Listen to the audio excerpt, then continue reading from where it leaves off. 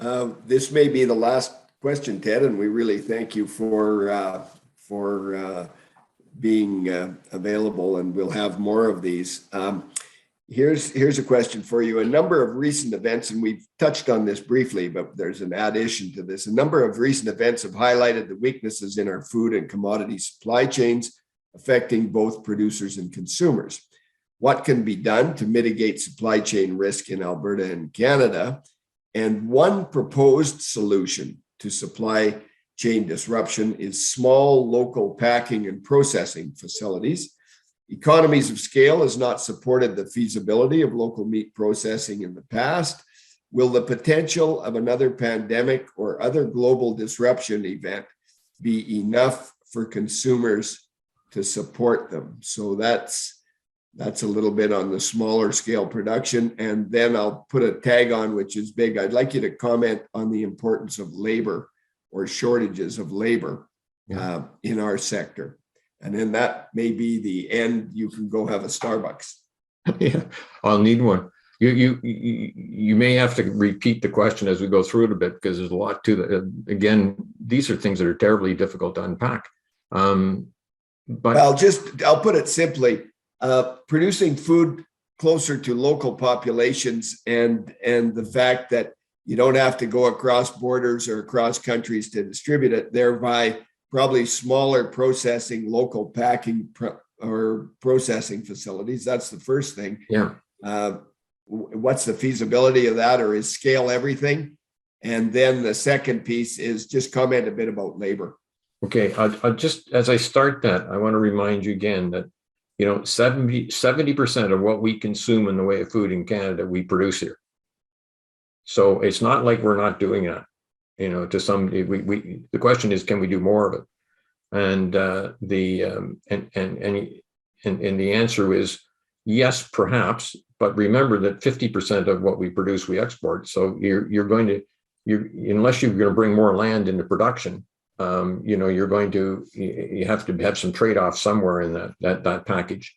Cappy produced a paper on it, and so did there's been several papers produced on the issue of small plants and do we need more of them? And the answer would we could always use more plants, providing you have more raw material for that. So in the Alberta case, I assume the people that want more plants are either intending for one of the big plants to leave, or they're intending for to simply come up with more land, because at the end of the day you have to have animals to go through the plants, and so you've got to think about, do I have enough animals? Well, already we're starting to see significant numbers of cattle now coming into Alberta to get processed. That's not because there's a lack of it. That's not. I mean, that one would think anyway. I'm sure some of the people on the line could explain this better. But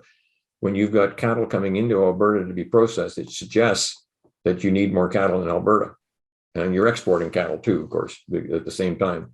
But that let's not think simply in terms of the plants. The second piece of that puzzle is that all those studies show that, of course, what we already know is that those smaller plants tend to be more costly in terms of unit cost to run. So the way small plants can work in that scenario is if they're highly differentiated.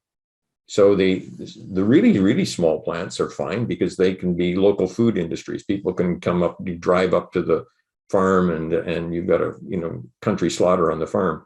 Medium-sized plants can work very well, and you've got a good one. I heard you had one of the prices on the call.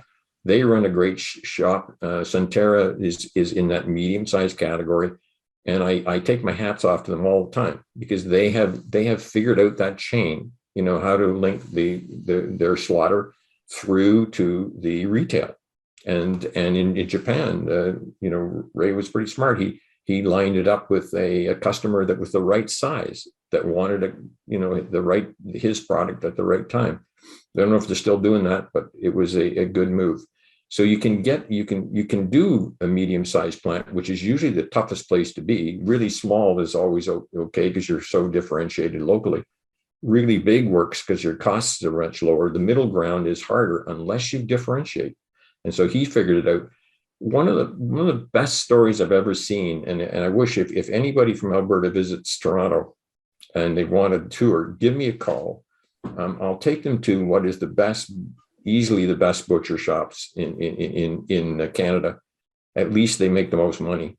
And it's Cumbry. And you can go on the website and look up Cumbry Meats, and you'll see they have worked something out where they're an alliance between farmers who produce either chickens or pork or beef, and they produce it as part of that consortium for Cumbry.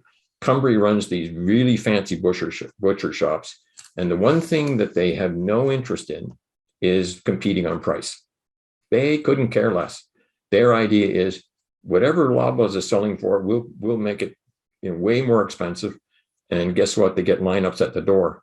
And essentially then they subcontract out the slaughter, but they cut the stuff up in the store and in a very large stores, and they display the beef carcasses in the windows, which it really annoys the anti-beef movement. When you walk down Bayview Avenue, you can see in a beautiful glass window the carcasses hanging, and you can see the numbers on the establishment number, and you can go in and ask them, and they have a fair bit of traceability running. So they may not tell you which farm it came from, but they'll tell you which one of 3 or 4. So being able to differentiate at that level is the salvation for small operations, because they use provincially as well as I think they do contracts with one of the federal ones as well, federal suppliers, but for slaughter. So that's one way of going about it. But the key to that is the differentiation. Okay. Well, we'll get into labor another time. I see there's a number of questions, and Lydia, you'll collate them. We'll keep all the questions and keep them for another time. I think we're at 3:35. Ted, you've been very generous with your time and your thoughts. On behalf of everyone at RDAR, and certainly the 150 people that were online, and we're now down to about 115. I really want to express my gratitude for your willingness to contribute. I know you're in our corner. I know that you're fighting for us, given the carbon taxes and the increased costs. You're in Ottawa often. You're close to the seat of power. We need to have influence on policy and sensible policy. So keep up the good work with Cappy, and thank you for your time. Do you have any parting comments for the producers of Alberta? No, I think that it's a good place to be right now, and I would just say that have the courage to keep investing in what you're doing, and I think RDAR could be a phenomenal resource to do that. It's just let's focus very much on doing something that's a lot harder for other people to copy.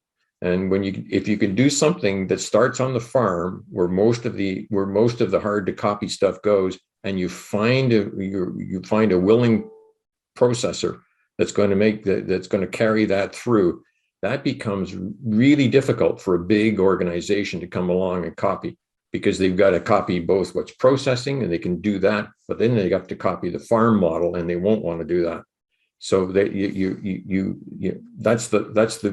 that's when things get really good. Good. Well, great advice. Thank you very much. Stay warm. Thank you. I got to go dig out my driveway. Good. And anybody that wants to communicate to us, here's our contact information. The RDAR website, of course, and that's still undergoing improvements and change. And we've got the email. So thank you very much for joining us. Bye for now.